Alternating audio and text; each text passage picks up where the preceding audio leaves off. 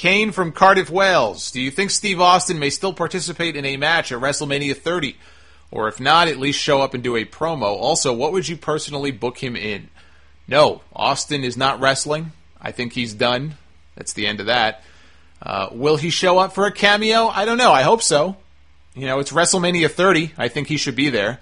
What I'd like to see, you know what I would like to see, is some sort of Champions roll call before the main event to really make the title match that night feel special. You know, they're going to bill it as the 30th anniversary. It's not exactly the 30th anniversary, but the point is, WrestleMania number 30 is a big deal. So you get a guy like Austin out on stage for a big pop, Hogan, Warrior if he's there, Brett, Shawn, yeah, hell, maybe even Bruno, although I don't know that Bruno would want to travel for something, you know, that far, just for like a brief cameo like that. Just get a few of the biggest champions out on stage for a nice reaction, and then they part to each side of the stage as the challenger comes out and the champion comes out. And it's just a nice way to build that main event and just make it feel that much more special. Like, wow, this is the main event of WrestleMania 30. This title match is a big deal. And I don't know, you know, Batista and Randy Orton doesn't exactly come off to me as being that kind of like big-time match. Looks like that's the match we may be getting. But that's probably what I would do with Austin. I mean, what else is there for him to do? He's already been a guest referee a couple of times, right? He guest ref the infamous Lesnar-Goldberg match, and he was more over than either one of those guys. He guest ref the Cole-Lawler match, which is a match a lot of people would probably like to forget.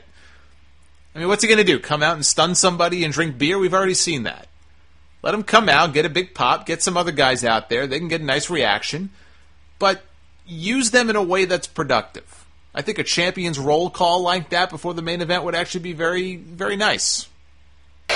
Check this out, guys. For you, the listeners of the Sound Off, Audible is offering a free audiobook download with a free 30-day trial so that you can check out their service. And it's a quality service. I wouldn't be mentioning it on my show if it wasn't. They have a bunch of wrestling books to choose from in audio form, including Lex Luger's book, Dusty Rhodes' book, Hulk Hogan's book is available with narration from the Hulkster himself.